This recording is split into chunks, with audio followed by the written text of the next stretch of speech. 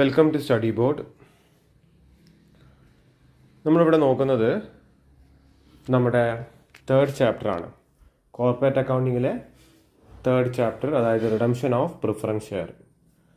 അപ്പോൾ അത് വളരെ ചെറിയൊരു ചാപ്റ്ററാണ്, ഇമ്പോർട്ടൻറ്റ് ചാപ്റ്ററാണ്. എന്തായാലും അതിൽ നിന്നൊരു ചോദ്യം എന്തായാലും വരും. ഇപ്പോൾ ചെറുതായതുകൊണ്ട് തന്നെ അതിനെന്തുണ്ട്, അതിൻ്റെതായ വാല്യൂ ഉണ്ട്. കാര്യം അതിൽ നിന്നൊരു ചോദ്യം വരുന്ന നേരത്ത് അതെല്ലാം നമ്മൾ പഠിച്ചു വെച്ച് കഴിഞ്ഞാൽ എന്തായാലും നമുക്കൊരു 5-6 മാർക്ക് അവിടെ സെക്യൂർ ചെയ്യാൻ സാധിക്കും. മിനിമം ഒരു 10 മാർക്ക് അവർ പറഞ്ഞത്, എന്നാലും ഒരു 5-6 മാർക്ക് നമുക്ക് കൃത്യമായിട്ട് സെക്യൂർ ചെയ്യാൻ സാധിക്കും. നമ്മൾ പ്രീമിയം ഓൺ റിഡംഷൻ അതായിരുന്നു കഴിഞ്ഞ ക്ലാസ്സിൽ കണ്ടിട്ടുണ്ടായിരുന്നു. അതായത് റിഡംഷൻ്റെ കണക്കുകൾ ഫുള്ള് കഴിഞ്ഞു. പിന്നെ പ്രീമിയം ഓൺ റിഡംഷൻ. ഇനി വളരെ 2 ചെറിയ ടോപ്പിക്കും കൂടിയാണ് നമുക്ക് ഈ ചാപ്റ്ററിലുള്ളത്. ഒന്ന് റിഡംഷൻ ബൈ കൺവേർഷൻ എന്നുള്ളതാണ്.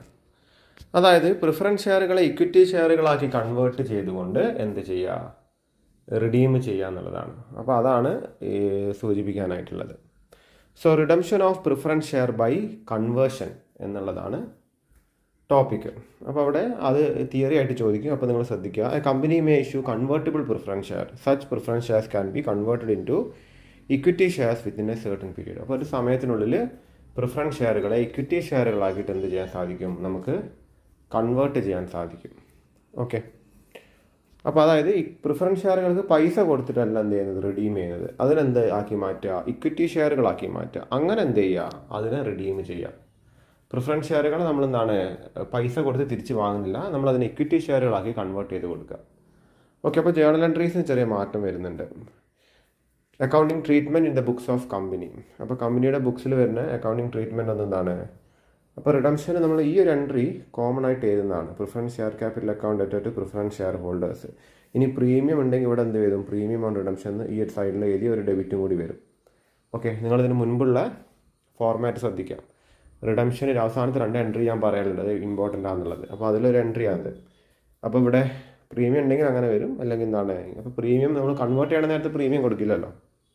ഇനി എന്താ ചെയ്യുന്നത്, ഇനി നമ്മൾ ഇക്വിറ്റി ഷെയറുകൾ കൺവേർട്ട്. അപ്പോൾ ഇക്വിറ്റി ഷെയർ 3 തരത്തിൽ കൊടുക്കാമല്ലോ. ഒന്ന് പാർ വാല്യൂവിന് കൊടുക്കാം. അതായത് ഇക്വിറ്റി ഷെയറിൻ്റെ വില 10 രൂപയാണെങ്കിൽ ആ 10 രൂപക്ക് തന്നെ കൊടുക്കാമെന്ന് വെച്ചാൽ പാർ വാല്യൂക്ക് കൊടുക്കുക എന്നുള്ളത്, യഥാർത്ഥ വിലയ്ക്ക്.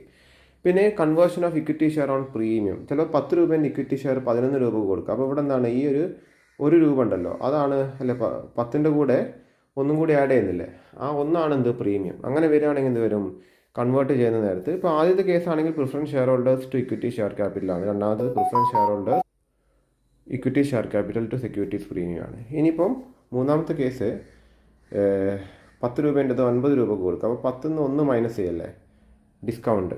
മൂന്നാമത്തെ എന്താണ്, ഡിസ്കൗണ്ടിന് കൊടുക്കുക എന്നുള്ളതാണ്. കൺവേർഷൻ ഓഫ് ഇക്വിറ്റി ഷെയർസ് ആയിട്ട് ഡിസ്കൗണ്ട് ആണ്. അപ്പോൾ 10 രൂപേൻ്റെ സാധനം 9 രൂപയ്ക്ക് എന്ത് ചെയ്യുക, ഡിസ്കൗണ്ടിന് കൊടുക്കുക. അങ്ങനെ വരുമ്പോൾ preference share holders discount on issue of share to equity share capital. അപ്പോൾ ഇത് ഒന്ന് പഠിച്ചു വെക്കുക. ഇത് കൺവേർഷൻ ഓഫ് ഇക്വിറ്റി ഷെയർ ആണ്, ചോദിക്കാൻ വളരെ ചാൻസ് കൂടുതലാണ്. അപ്പോൾ ഒരു ചോദ്യം നോക്കാം. Soumya limited had issued 30,000 12% preference shares of ₹10 each. The company decided to convert the preference shares to 3,000 equity shares of ₹100 each. അപ്പോൾ സൂര്യ ലിമിറ്റഡ് എന്ന് പറഞ്ഞ കമ്പനിക്ക് 30,000 പ്രിഫറൻസ് ഷെയർ ഉണ്ട്. അതിന് വില 10 രൂപയാണ്. കമ്പനി എന്ത് ചെയ്യുന്നു, 3,000 ഇക്വിറ്റി ഷെയറുകളായിട്ട് അവർക്ക് കൊടുക്കുന്നു. 30,000 പ്രിഫറൻസ് ഷെയർ വാങ്ങി വെച്ചിട്ട് അതേ തുകക്കുള്ള 3,000 ഇക്വിറ്റി ഷെയർ, അതിൻ്റെ വില 100 രൂപയാണ്. അപ്പോൾ 3 ലക്ഷം കണക്കായി. 30,000 × 10 3 ലക്ഷം. ഇപ്പോൾ ഇവിടുത്തെ കേസിൽ 30,000 അല്ലെ 30,000 പ്രിഫറൻസ് ഷെയർ ആണ്, × 10 3 ലക്ഷം. ഇവിടെ എന്താണ് 3,000 × 100 3 ലക്ഷം. അപ്പോൾ അറ്റ് പാർ വാല്യൂവിനാണ് കൊടുക്കുന്നത്. ഒന്നും നോക്കാനില്ല, നിങ്ങൾ ഈ 2 എൻട്രി മാത്രം എഴുതിയാൽ മതി.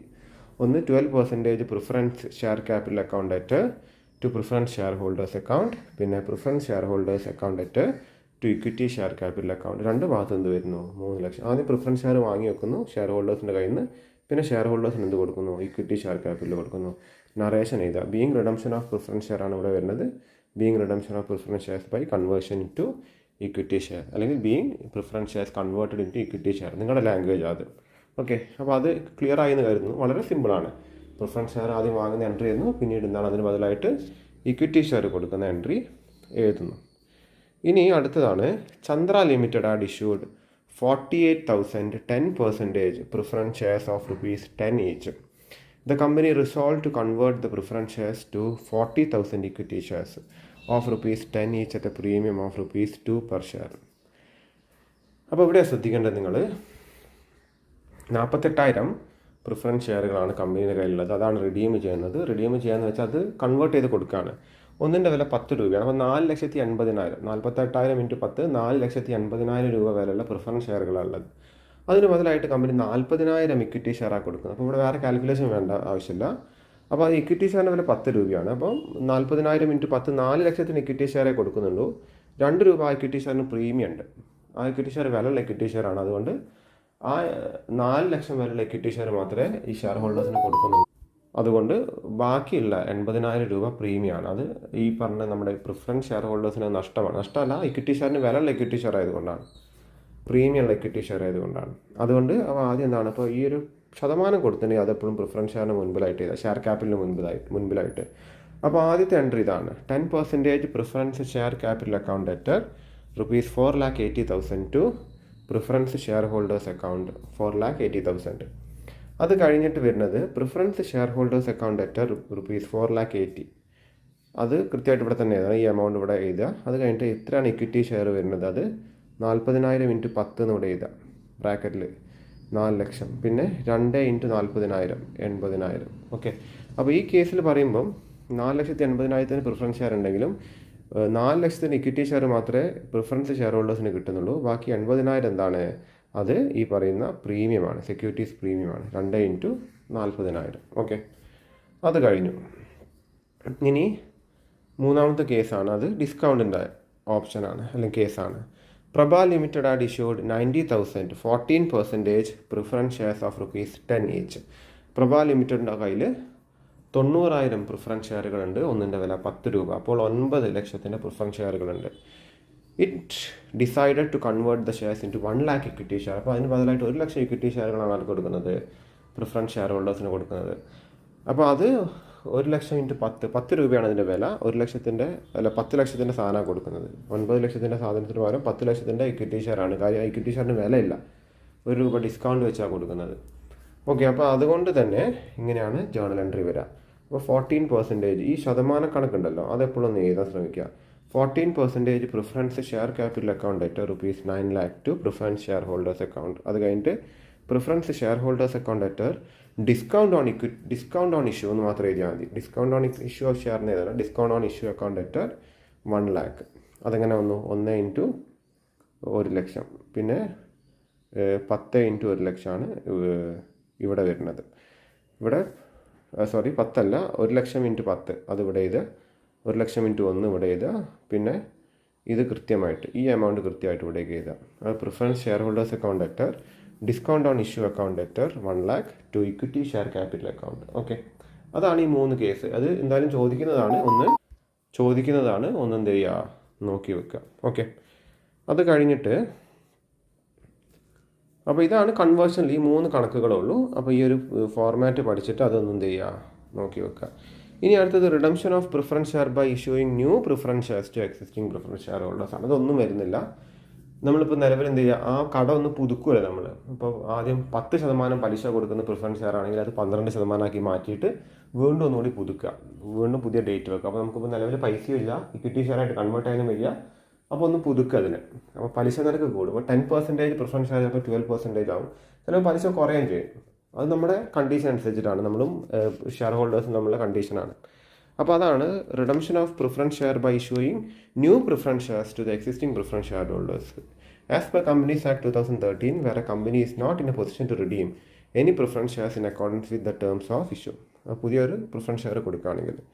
അപ്പോൾ അതിൻ്റെ ഒരു ക്വസ്റ്റ്യൻ ആണ് ഇവിടെ. Followings the balance sheet of Anwar ലിമിറ്റഡിൻ്റെ ബാലൻസ് ഷീറ്റ് കൊടുത്തിട്ടുണ്ട്. അപ്പോൾ ബാലൻസ് ഷീറ്റ് കൊടുക്കുമ്പോൾ ശ്രദ്ധിക്കുക, എപ്പോഴും ഷെയർ ഹോൾഡേഴ്സ് ഫണ്ട് നോക്കുക. 4 ലക്ഷം ഉണ്ട്. അതിന് നോട്ട് കൊടുക്കും താഴെ, അല്ലെങ്കിൽ ക്വസ്റ്റ്യന് ഡയറക്റ്റ് ആയിട്ട് പറയും. ഇവിടെ റിഡീമബിൾ പ്രിഫറൻസ് ഷെയർ ആയിട്ട് എത്ര ഉണ്ട്, അത് 1,50,000 ഉണ്ട്. 12% പ്രിഫറൻസ് ഷെയർ ആണ്. ഇക്വിറ്റി ഷെയർ നോക്കേണ്ട ആവശ്യം വരുന്നില്ല. അത് കഴിഞ്ഞ് company decide to redeem the preference shares the company with the consent of preference share holders and the national company law tribunal NCLT issued 15%. അപ്പോൾ ഇവിടെ 12% പ്രിഫറൻസ് ഷെയറിന് പകരം 15%. അപ്പോൾ അതിൻ്റെ പലിശ നിരക്ക് കൂടി 3% കൂട്ടിയിട്ട് പുതിയ പ്രിഫറൻസ് ഷെയർ ഇഷ്യൂ ചെയ്യുക എന്നുള്ളതാണ്. Okay, of ₹1,50,000 to the existing. അപ്പോൾ കണക്കിൽ പോലും മാറ്റില്ല അല്ലേ, ഇതേ എമൗണ്ട് ഉള്ള പ്രിഫറൻസ് ഷെയർ തന്നെയാണ്, അതിൻ്റെ പലിശ നിരക്ക് കൂട്ടി. അപ്പോൾ പ്രിഫറൻസ് ഷെയർ ഹോൾഡേഴ്സിന് വർഷത്തിൽ കിട്ടുന്ന പലിശ കൂടുക ചെയ്യുക. Give journal entries recording redemption. ഇത് മാത്രമാണ് എൻട്രി വരുന്നത്. ആദ്യം എന്താണ് 12% പ്രിഫറൻസ് ഷെയർ ആദ്യം പ്രിഫറൻസ് ഷെയർ ഹോൾഡേഴ്സിൻ്റെ കയ്യിൽ നിന്ന് വാങ്ങി, സെയിം എമൗണ്ട്. അത് കഴിഞ്ഞിട്ട് പ്രിഫറൻസ് ഷെയർ ഹോൾഡേഴ്സിന് എന്ത് കൊടുത്തു? ന്യൂ 15% പ്രിഫറൻസ് ഷെയർ കൊടുത്തു. കണക്കിനൊരു മാറ്റില്ല. നറേഷൻ ശ്രദ്ധിക്കുക. എന്താണ് being redemption of preference share, ഇവിടെ being issue of new preference shares to preference share holders. Okay, അപ്പോൾ ചെറിയൊരു ചാപ്റ്ററാണ്, വളരെ ഇമ്പോർട്ടൻ്റ് ആണ്. എന്നിരുന്നാൽ പോലും സിമ്പിളായിട്ട് മനസ്സിലാക്കാൻ പറ്റുന്ന ചാപ്റ്ററാണ്. ഓക്കെ, അപ്പോൾ അത് ഒരൊറ്റ ഇതിൽ സ്ട്രെച്ച് തന്നെ എപ്പോഴും പഠിക്കുക. കുറച്ച് അതായത് ഇടയ്ക്ക് വെച്ചിട്ട് പഠിക്കരുത്. അതായത് ഇപ്പോൾ ആദ്യം വെറുതെ പ്രീമിയം മാത്രം പഠിച്ചു പോയത്, അത് ഫസ്റ്റ് മുതൽ ലാസ്റ്റ് വരെ ഒറ്റ സ്ട്രെച്ചിൽ എന്താണ് വായിച്ച് പഠിച്ചിട്ട് പോവുക. അപ്പോൾ ഇതിൻ്റെ ഒരു കണ്ടിന്യൂഷൻ തന്നെയാണ് ഇപ്പോൾ അടുത്ത ചാപ്റ്ററിൽ വരുന്നത്. ഓക്കെ, അപ്പോൾ എന്തെങ്കിലും ഡൗട്ട് ഉണ്ടെങ്കിൽ നിങ്ങൾ ചോദിക്കുക. ഓക്കെ, ലൈവിൽ എന്തായാലും ഇത് എന്താണ് നമുക്ക് ഡിസ്കസ് ചെയ്യാൻ ചെയ്യാം.